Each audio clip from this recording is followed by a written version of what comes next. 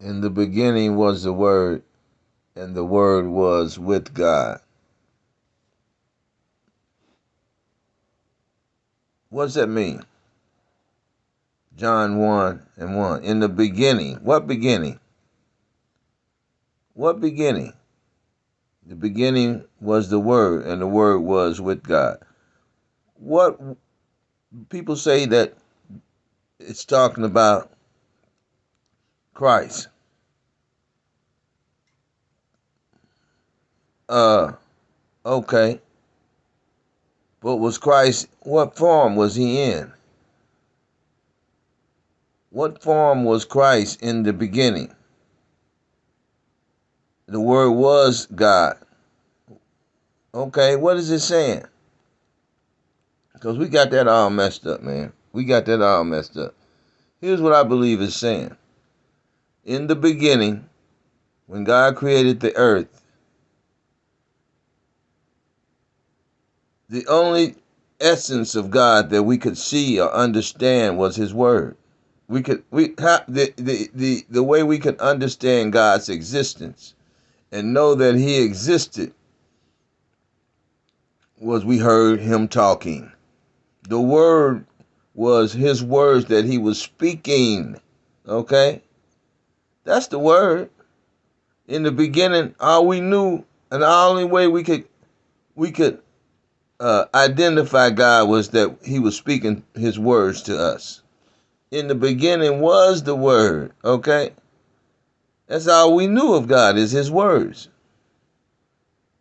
Moses, He let Moses see the back part of Him. Okay? He had to let Moses see the back part of Him. So all we heard, and even Noah, he didn't see God.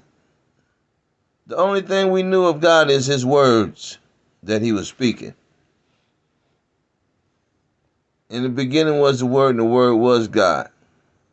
And the Word was with God. It's just saying, how do you know God exists? Because we hear His words. I'm going to prove it to you in a minute that I know what I'm talking about. How can we identify these words with God? They were coming out of heaven, speaking to people. God was speaking to people, even in His creation. He said God spoke it into existence. What did it mean, God? The power. God is power, is our power.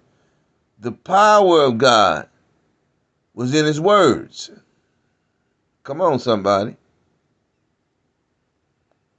Sounding like a Baptist preacher now. Come on, somebody, talk to me. The power of God was in His words. His words had power in them, okay?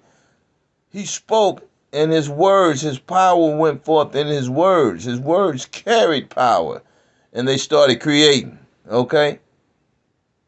They started creating, right? Okay. In the beginning was the Word, and the Word was with God, and the Word was God. The same was in the beginning with God. It's just describing God, man. He's just describing God. And He's saying His words were life, and they were power, and they were able to create.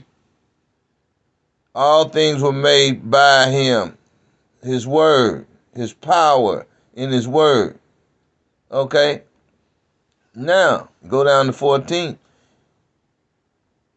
And His word was made flesh and dwelled among him. That's the question we got to ask when you start talking about the virgin birth and all of that. What word are we talking about? When did He make His words flesh?